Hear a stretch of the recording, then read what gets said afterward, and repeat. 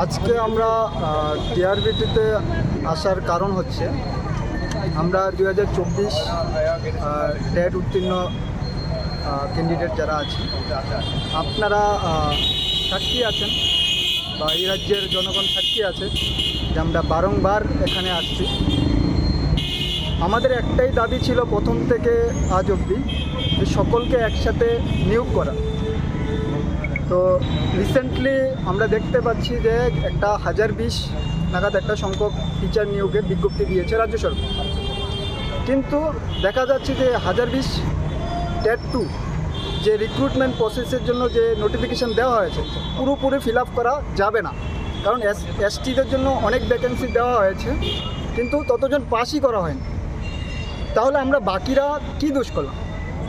আমরা সবাই একসাথে পরীক্ষা দিয়েছি, একসাথে লিস্ট আউট হয়েছে, আমাদের সমস্ত কিছু একসাথে হয়েছে, তাহলে নিয়োগ কেন একসাথে হবে না? এটা আমাদের রাজ্য সরকার তথা মাননীয় শিক্ষামন্ত্রী মানিক শাহ স্যারের প্রতি আমাদের কাছে রিকোয়েস্ট। তাছাড়া আমরা এতটুকু স্যারকে বলতে চাই বা আজকের এই ডেপুটেশন থেকে স্যারের কাছে করজোড় নিবেদন যে আগামী যে 1020 নোটিফিকেশনের যে কোনো আপডেট দেওয়ার আগে যাতে অতি সত্বর বাকি আমরা যারা রয়েছি তাদের পক্ষে যাতে নোটিফিকেশন দেওয়া হয়।